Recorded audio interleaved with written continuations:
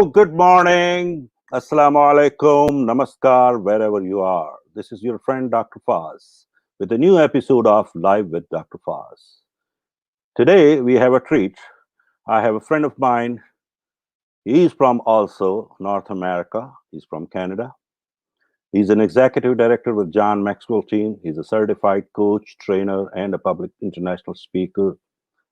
He has a bunch of other things in his behalf, which we will find out in a bit. But I mean, he is the owner of Dynamic Leadership Company. And today it's a great opportunity for me and you both to learn some clue about dynamic leadership, how we can become a dynamic leader. We all want to be leader, but today we are going to learn something more than leadership, dynamic leadership. So please help me welcome my friend, Mr. L. Ruttan. Hello. How are Thank you for you? joining us, L. It's definitely such an honor for us to have you on our show. Well, my friend, I was honored when you asked me to join you, and I just hope I can bring some value to your audience today. I have to say, right, that's a great intro you have. Yeah. That fired me up. That was really good. No, that's a well deserved. I mean, you are more than that, which I could probably explain people, but they will see the value right in next few minutes when we will start talking. Yeah. This is a very conventional question, although it looks so bad, especially a guest like you for the him. But again, it's a tradition because we have a huge following in Mhm. South Asian countries.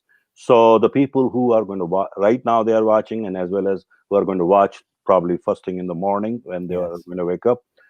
We have a huge, because right now it's 3 o'clock in the night there, or maybe more. Mhm. So, the question is very simple. It's an ice-breaking question. Who is Al Rattan? With our Dan. Well, here's the thing. I'm a father and I'm a husband, and I am passionate about leadership and personal growth and development. That's something that I've been passionate about for a number of years. But I guess the thing I'm most proud of is, I'm married for 26 years now to my Mhm. amazing wife, Marge. I have two amazing boys, Jonah, who is 22 and actually just married just over a year now, married Jessica, Yeah, an yeah. amazing young woman last August. And my other son, my youngest son, Jared, who is 20. And I couldn't be prouder of either one of them. So first and foremost, I'm a husband and a father. Awesome. And yeah. So tell me about your educational journey a little bit. Well, educational journey. Here's something that I guess the school of life has been my educational journey, because a lot of people go out and they have university degrees and lots of letters behind their name, and I don't actually. I graduated from high school in Mhm. 1987, and by 1989, I was in a management training program for a large retail chain, big box retail store chain here in Canada. Mhm. And I was an assistant manager by the age of 21 for that chain, and worked my way up into different companies. So I went to university for a year. I had a passion for psychology. I wanted to be a teacher and a guidance counselor in a high school. That's where I thought my life was going to take me. But honestly, we were a single parent family, very poor. I could not afford to go for a second year. So I dropped out and I got on this management trading program with this company in Canada here. And then I spent 30 years of my life in retail management, leading stores from small stores up to large stores. The biggest store I managed was about a $27 million a year in sales and had about almost 200 staff members. Mhm. But that was the career. And then along the way, I discovered the John Maxwell team and joined the John Maxwell team in 2016. And Mhm. that sort of changed the trajectory of my life. And now to building this business called Dynamic Leadership, in helping companies and their teams grow their teams, helping people develop their leadership skills and abilities, and help them sort of really to live out their purpose and tap into their full potential. Wow, awesome. And I would like to congratulate you on this story because you save a lot of money and a lot of time without, because believe me or not, it doesn't work, man. I have so many degrees in my life, Yeah. and none of them work for me. The only thing worked for me was my own skill. And that's really what we have to tap into, right? Yeah, Developing your own skills and then living yeah, into your gifting. And yeah. what did we hear? John Maxwell quoted something at last year's Live to Lead event. He said something, I think it was last year's Live to Lead, and he said something about the average university degree today is actually outdated 5 years after you graduate because things are moving so fast in our society today Absolutely. that you have to really be keeping up all the time. So Yeah, it is true, and it's a law of vibration. By the time you finish your plan on your paper, the things got changed because it's vibration. yeah, Everything is moving, that's right. That's and right. so what happens? People get confused. Oh, it's not working. The plan is not working. So Hmm. they don't change plan. They start trimming their goals. Hmm. So that's the problem. But anyway, I Absolutely. mean, so that's a good way. I mean, but tell me about your highest accomplishment so far. My highest accomplishment. Yeah, we all have. Man, you should have sent me these questions beforehand so I could prepare a little bit. Now you Come got to on, we, think on the spot. My highest, well, you know what? I would say that taking the leap to join the John Maxwell team and then starting my own business and my own personal development Mhm. and growing that, because actually with my journey to the John Maxwell team, I'd actually talked to them a year prior to joining. And Oh, it just wasn't, you know how sometimes an opportunity presents itself, but sometimes we're just not, mindset maybe not ready, heart maybe not ready. mhm. It just wasn't the right time. And I reached back out to this person a year later and said, hey, I think I'm ready now. And we started the conversation again. I joined. So I think that was a big step for me Mhm. out of my comfort zone because I'd spent Okay. so many years in retail management. Give me a store to run. I can Mhm. turn it around. I can help Yeah. it. I can build the team. We can make it profitable. I know how to do that. This was a completely different path for me. But Mhm. it finally, if you look back, it finally took me back to what Mhm. I thought my dream was as a teenager, to start teaching and educating people. And now I get the opportunity to do that like almost every day, talking to people. So it's been really great. So that certification with the John Maxwell team, and then something I'm really proud of. I just finished another certification on emotional intelligence and Wow. I got my certification on that. So that was a difficult. Dr. Beth, I had to write an exam.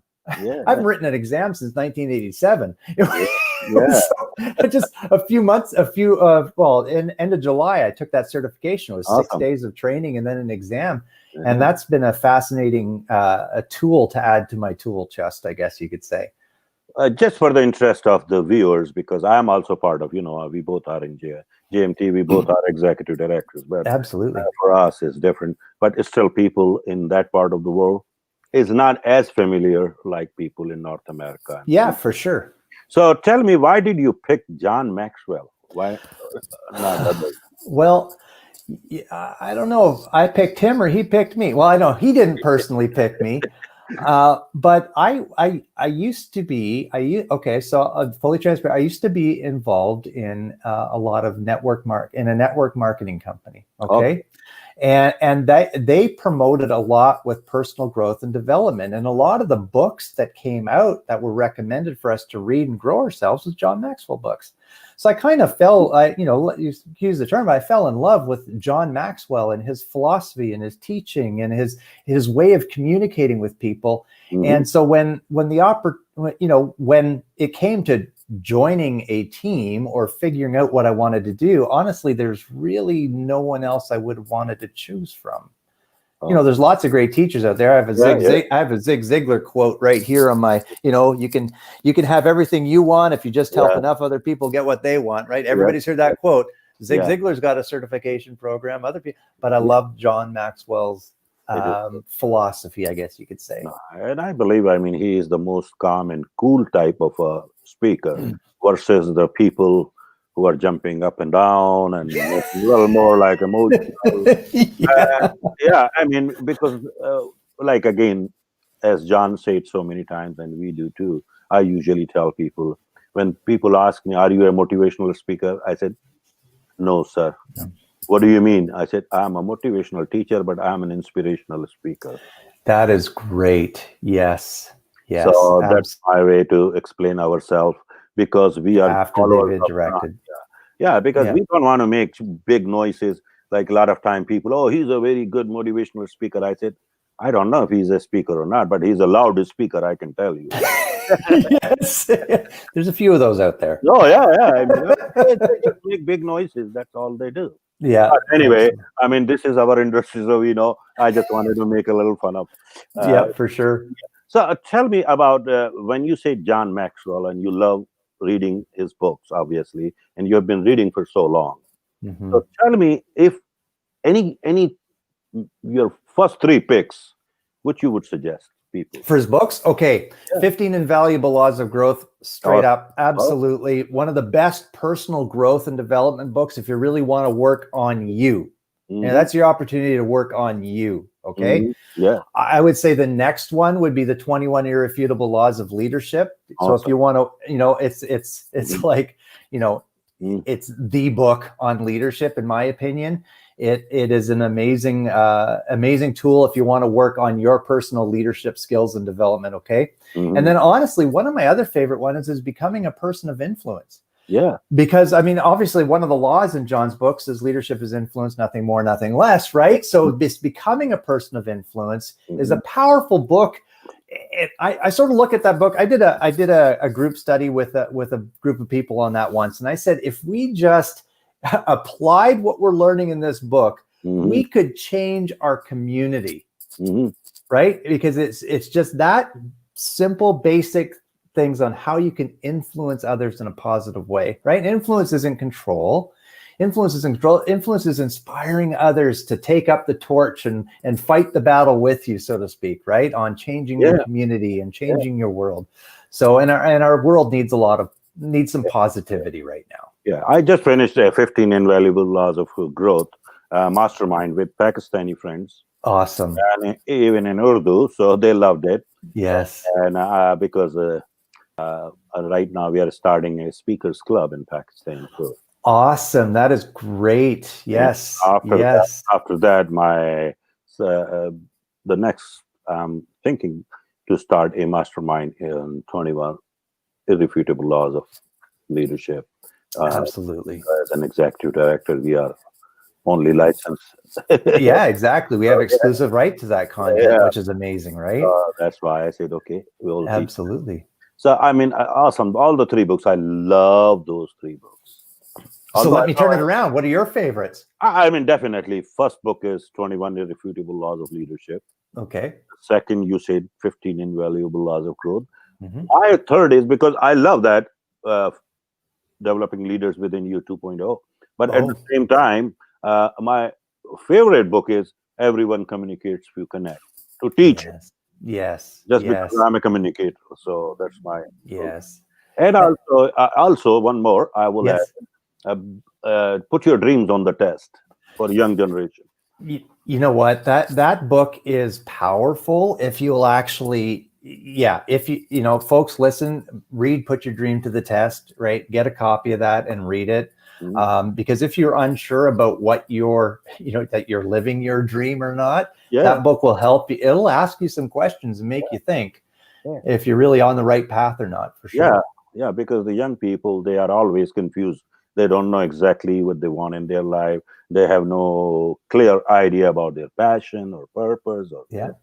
So I always tell them, I said, you have to read this book and you have to study it, whether these are your own dreams or you're living someone else's dream. Exactly. And that's the sad thing that a lot of young people get trapped into. They end up living the dreams of their parents instead of living their dreams.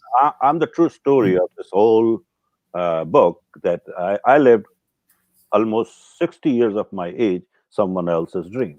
To get back to my own dream, it took me 60 years. Wow. And now I'm living what I wanted to do.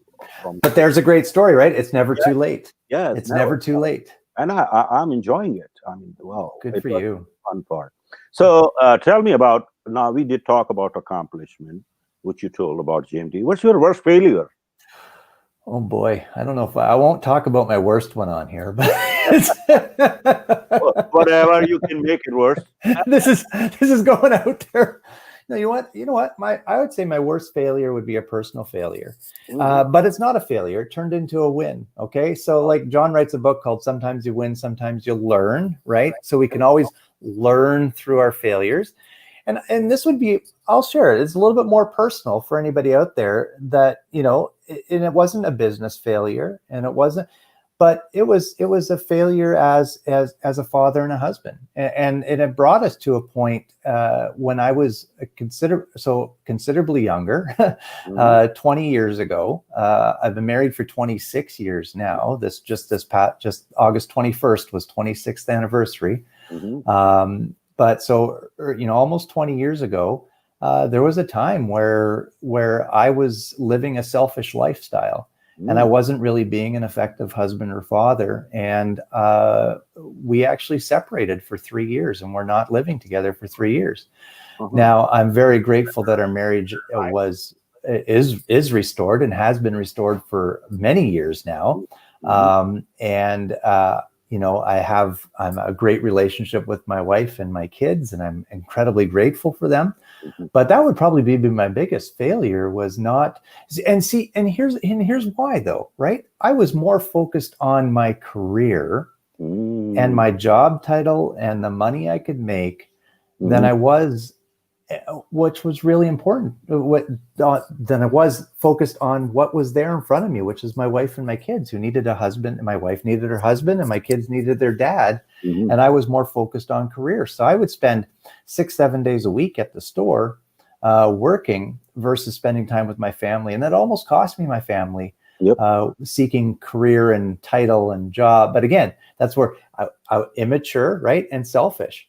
Mhm. To now, to where the point where I think I'm a little bit more mature, but you'd have to ask my wife. And I'm Mhm. definitely a lot less selfish as I've grown myself. And but we spent from 2003, 4, and 5. We were not together. Wow. Yeah. And I actually, your story is pretty similar to mine too. I had the same issues when years ago, and my problem was because my background is a medical doctor. Mm-hmm. So in medical profession, once you are a doctor, you have no choice. You have to work hard, and you have Yeah. to work too long. Uh, Absolutely. so we had the same situation because I had all the money because I was making a lot of money. Yeah. I didn't have a time to spend with my kids and my wife. No. No. And you And know what? And there's times when regret creeps in for those, some of those. We were watching some videotapes. We have a camcorder with the 8mm videotape. We still have it, and we yeah, plugged into the TV just probably about 6 months ago. My son's wife was over too, and they were over, and we were watching some of these videos when the kids were young. And just at that moment, I had like that hurt in my heart, when I was watching these videos, and we're watching different sections of them, and I wasn't in any of them.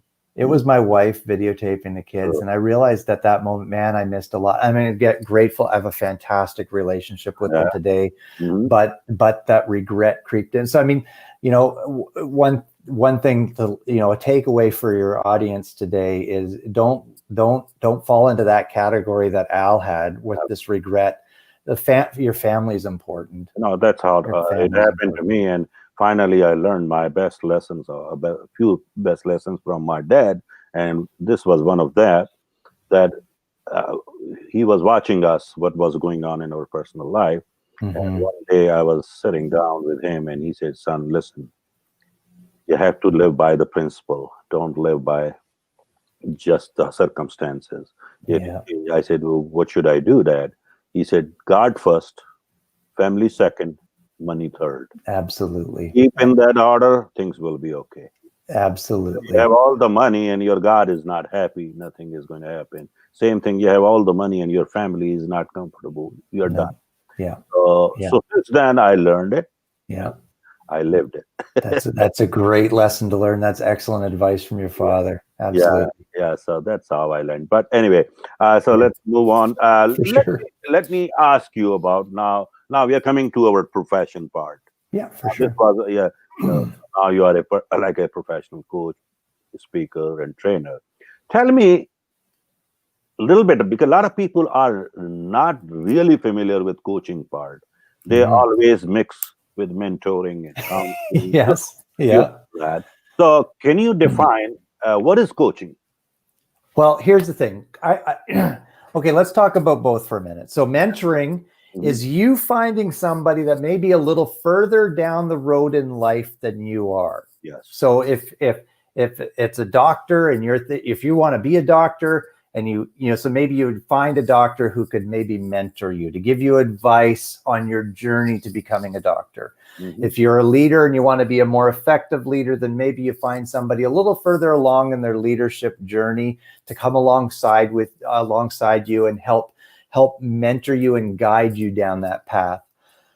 I think when you look at coaching is really, it's listening and asking questions, really. And people try to complicate. It's listening and asking questions. But I tell you what, with me working with my coach, the stuff that I've been able to uncover, work through, we're not counselors, we're coaches, Yeah. but the stuff I've been able to unless you have a psychology degree, then maybe you're but the stuff I've been able to work through and work towards and improve my mindset on, that's helped me reach a higher level of success in my life, I couldn't have done it without my coach. So as a coach, we're going to come alongside you.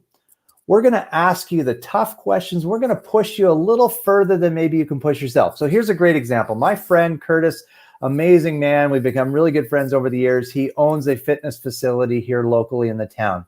So I go to that fitness facility and I work one-on-one with him. In this case, he's coaching me. Mhm. So when you're lifting weights, when you're on the exercise bike, when you're on the rowing machine, you get tired, you give up, you Mhm. stop. The coach is there beside you saying, come on, you can go a little further. You can push a little harder. You can lift a little bit more, right? So we're going to come along, and then you do it, right? When you have that person beside you saying, come on, Al, you can do this. And you push a little further, you get a little further down the line.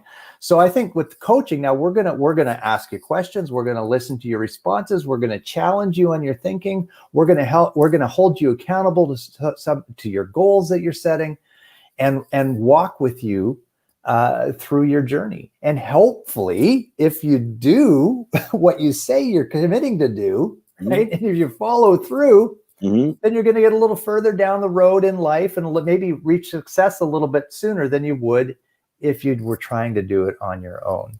Yeah. No, Now, that yeah, definitely. That's an awesome like definition of coach and mentor, and Mhm. hopefully people understand. We have a question from one of our Yeah, viewers. She's from Pakistan. She's a very good student of mine. I can say that. She awesome. attends all my programs, and Great to meet you.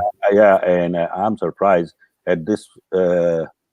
It's like a 4 o'clock, 3:30. You're up in the middle of the night. Yeah, Thank you. and they are still watching us. Thank you. The question is how to deal with failure or inside fear of failure. Failure. And that's the tough one, right? And if I could wave the magic wand and make all that disappear in everybody, I'd be a very rich man. But I don't have that magic wand. Mhm. See, our mind is an interesting thing, right? And I'm not a psychologist, and I haven't trained in how the mind works, but we allow ourselves to. We get in that comfort zone, right? There's this comfort zone, and inside this comfort zone, and I wish I had my iPad handy, I'd show you a picture, but inside this comfort zone is sort of like where we're comfortable, right? But that's where mediocrity happens. And that's where the fear of what if I can't happens. And that we need to get pushed outside of that comfort zone a little bit so we can really stretch and grow ourselves. Yeah. So this is going to come down to mindset. So what exactly is the fear?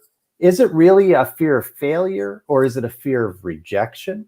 Right? Are you have a fear that somebody's going to say no to you if you're trying to get a client or build a business? Or is it really that, what is holding you back? Do you have this process in your mind, this thought process that everything has to be perfect before you can start? Right? Because guess what? It's never going to be perfect. You just got to take that step of faith out and do something. So that's inside failure. I went through a program once with somebody and thought it was a fantastic way of dealing with this. And it talks about this in the 15 valuable laws of growth as well. Yeah. But creating these, name it, right? Write it down. What is this failure? And then the next step is, how does it make you feel? Like, what are the feelings that are coming up when you start thinking about, if I'm going to fail, or I'm scared I'm afraid of doing this, I'm afraid of stepping out of my comfort zone, right? Write down how it makes you feel. And then write down a turnaround statement. So the turnaround statement could be, okay, I'm afraid to step outside of my comfort zone. How does this make me feel? This makes me feel like I want to stay in bed all day long. I don't want to leave my house. I'm never going to achieve or accomplish anything, right? Those are the feelings that you're getting from this fear. And what's the turnaround statement? Well, when this fear comes into mind, when this thought comes across your mind, right, that I'm afraid I'm going to fail at this thing, your turnaround statement, you're automatically going to train yourself to start saying things like, no, I am going to step out. I can succeed. I will have success. I may fall once in a while, but I'm going to get back up. I'm going to dust myself off, and I'm going to push forward and persevere, right?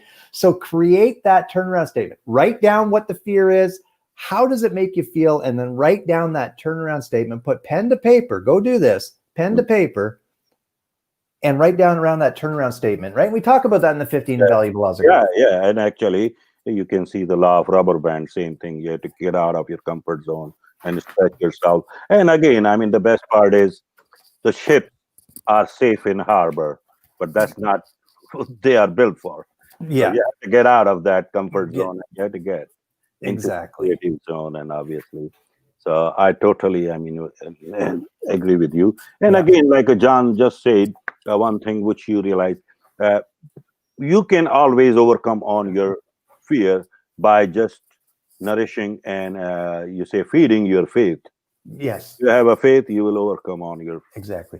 And can I share one more thing? So this, I'm gonna get a little more personal with you here, folks. Sure, okay. So here's the thing. I don't want you tell me when to be quiet and move on to the next question. Okay. But here's the thing. Okay, so I worked with my coach, and 3 years ago, back 1985.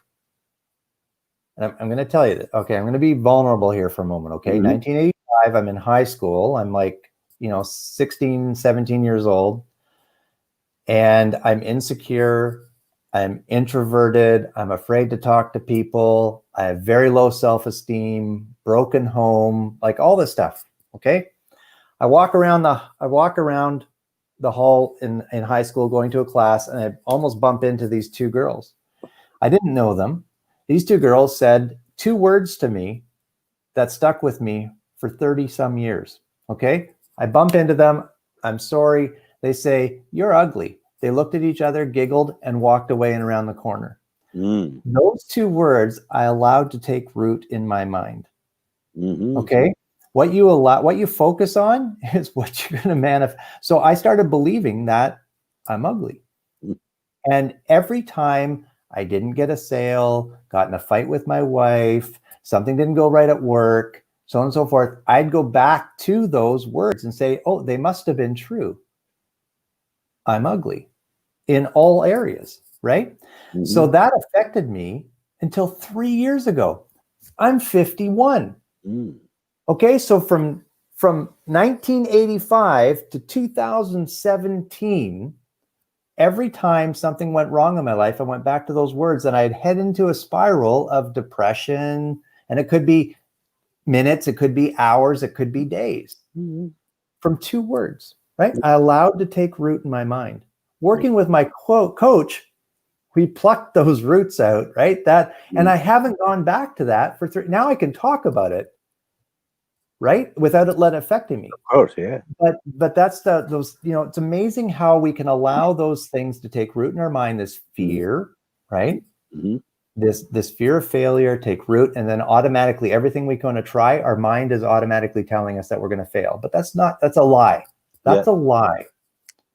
And you need to retrain yourself. You need to work through with somebody, to be honest. Yeah, no, you reminded me the Les Brown's quote that somebody else's opinion is not the reality of your life. Exactly. I gave those two girls permission to ruin my life, or to influence my life in a negative way for 30 years. I know. And like when you look at that, it's like, how dumb, but that was my reality. Yes. Anyways. Yeah. So we got another question. Yeah, for sure. Another student of mine. She is also a very regular student, and she did Nice to meet you. 15 Invaluable Laws of Growth. She studied. Amazing book. And then after that, I also taught them Think and Grow Rich from Napoleon Hill. Beautiful. So she's one of very shining and rising star there. So Awesome. she asked me how to self-love and own the strength. Man, I don't know if I have. You just got to believe in yourself. Mm-hmm. Believe that you have great value and that you are worthy, right? Yes. And don't let anybody else tell you anything less than that. Mm-hmm. Wake up every morning, write it on your mirror, put it on a piece of paper and stick it to your mirror. So when you're getting ready in the morning, you're seeing this, I have great value. Mm-hmm. I am worthy. I used to have, and I don't have it on I changed laptops recently. My old laptop, I had a little printout and I had it said, I'm getting better and better. Mm-hmm. Just that statement. And the full quote is, day by day in every way, I'm getting better and better. But I don't want to have this big long quote, but I'm getting better and better. Just to remind myself every day that I'm getting better and better. Mm-hmm. So every day in the morning, get up and say, I have great value. Mm-hmm. And once you start, what's the 15 laws of growth? That you can't add value to others until you see value in you, right? So here's what you need. Self-love, tell yourself. Mm-hmm. You don't become arrogant about it, but just tell yourself, I have great value. Oh, no, that's what I teach, that you are you and that's your power. Exactly. And in 7.1 billion people, you are unique. God made you unique. And absolutely. And God gave you the same strength of Michael Jordan or Tiger Woods or Martin Luther King in a different way. You have to discover yourself. We all have our unique gifts and talents and abilities. We just need to develop those, tap into them, and be a voice of positivity in your world. Mm-hmm. And get up every day and tell yourself, I have great value. Yeah. And eventually you're going to believe it. Yeah. It's true. It's true. Yeah. So we got another question for you. What's the difference between belief and faith? Oh my goodness, that's a tough one. Well, faith is the faith is the evidence of things unseen. Oh, I'm messing up the quote. Mm-hmm. I'm messing up the quote. Yeah. Faith. Okay, I believe that my wife loves me, right? Mm-hmm. I have faith that my business will grow this year, even during COVID-19. I can't see it yet. It's not physically there yet, right? Mm-hmm. But I have faith that it's going to continue to grow through COVID-19, mm-hmm. right? So I think that faith is just something that you can't necessarily see, but mm-hmm. that the possibility is there. Yeah, to me, is a faith more like a spiritual belief, but it's not like a conventional belief. Belief, these are certain things which we were taught through our journey of life. Somebody told us when we were young, there is a ghost. We all know that there is no ghost, but it's still, if anything happens in dark, first thing comes in our mind, oh, it's a ghost. Yeah, exactly. That's a belief, which we can unlearn. Here's a great quote. Faith is seeing light with your heart when all your eyes see is darkness, right? Awesome, yeah. Right. So here's right. So, again, that faith that the faith that my business will continue to grow through COVID-19. Yeah. Look at all these people jumping in and saying, hi, hello, welcome. Yeah, Mr. So glad you're here. He's a very professional speaker, trainer, and coach in Canada. He's in London, Canada. It's like perfect, excellent. He's a TV anchor and host. and he's a very regular my friend. I mean, he shows up all the time in my shows. Well, from London, Ontario. I was born in Timmins, Ontario, and I was raised in Midland, Ontario. So if somebody is there from Ontario, you might know where Midland is. So Yeah. great to have you here. He has his own TV show there. Awesome. Yeah, That's great. so Thank you for that. yeah, Thank you for that. no. So let's move on. Yeah. We got still a few minutes, I think that. This went a lot faster than I thought it would. Yeah, that's what I was thinking. I mean, I want to get more and more out of you while we are with us, and learn more out of you. So let's talk about public speaking. Okay.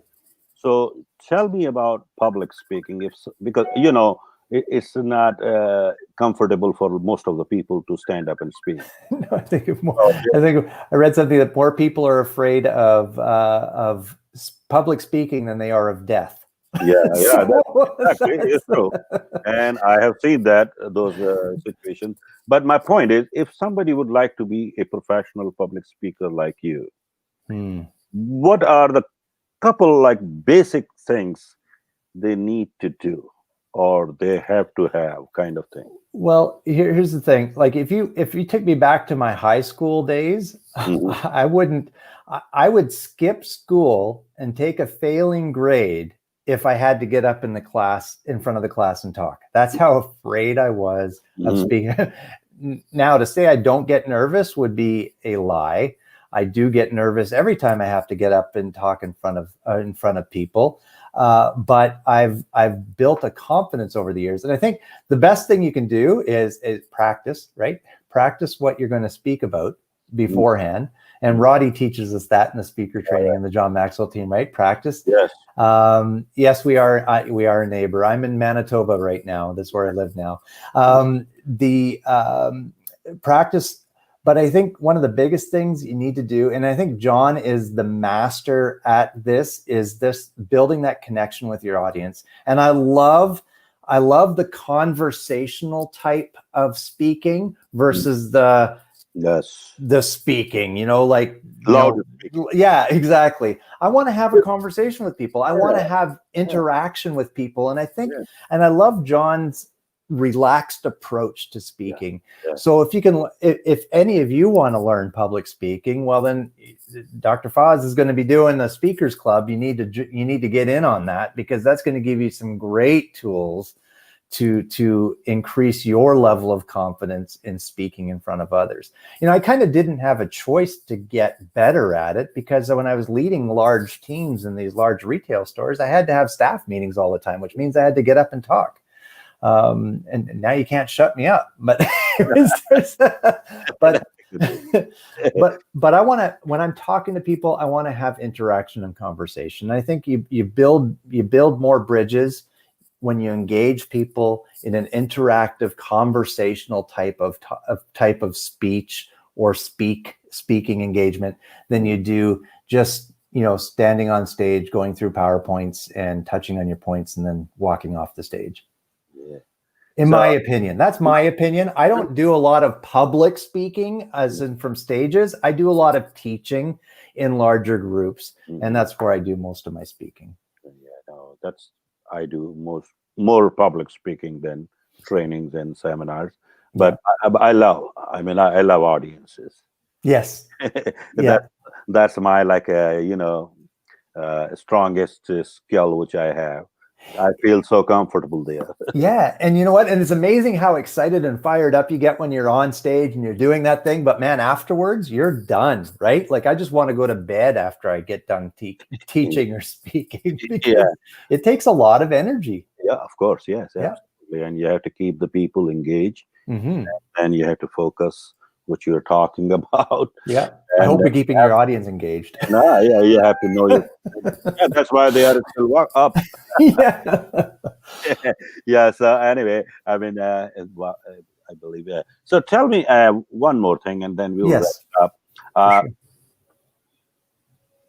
How long it takes for a newbie who have no experience to become a coach or trainer?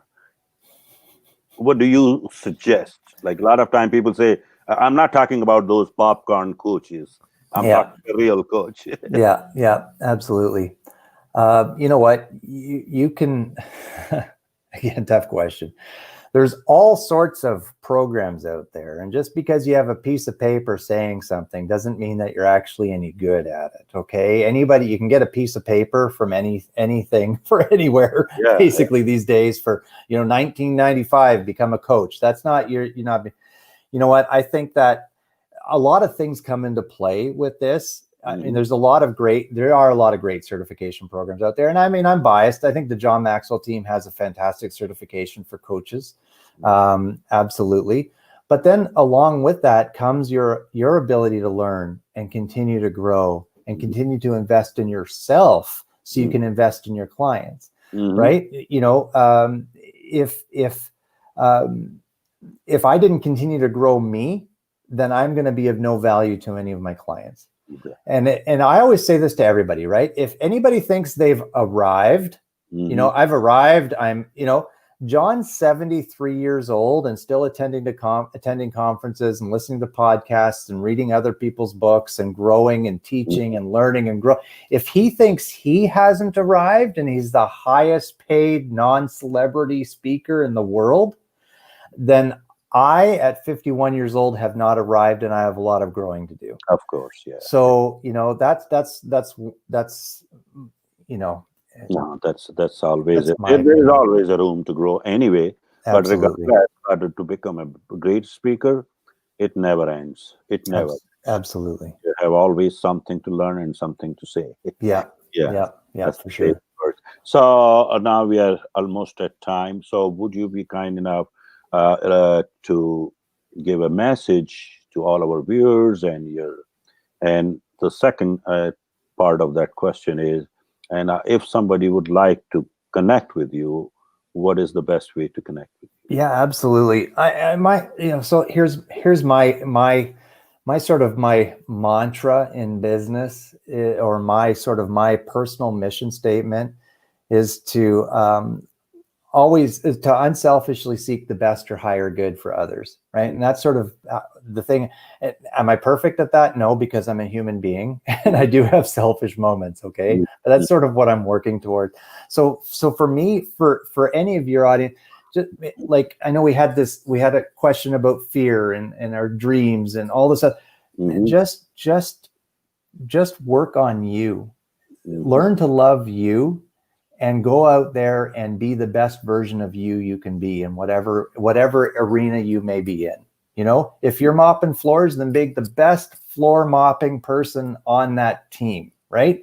If you're the doctor, then be the best doctor in that hospital or in that clinic, and whatever in between, right? It doesn't matter what you're doing. Do the best you can and everything you have. I was always taught to be good stewards of everything, right? If you're given a gift or an opportunity to do something, then you do it to the best of your ability. And it may not be the dream job or your desired, place in life at this moment, but treat that well and you'll be rewarded with more responsibility and more rewards. So do that and just believe in you, right?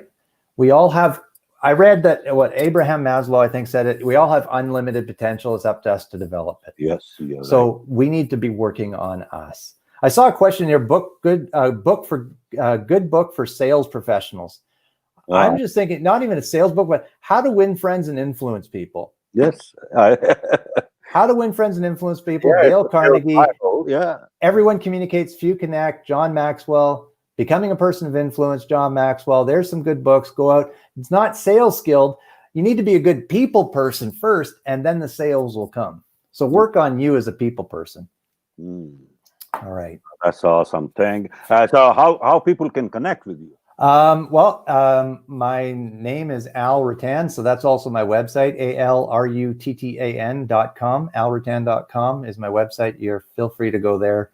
And I need to do some updating on it, so don't pay too much attention to it. But on there, you can connect with me, email, Facebook, LinkedIn, Al Ruttan. Just search me out. You'll see me. And I'd be honored to connect with any of you. And if there's any way I can serve any of you, then please let me know.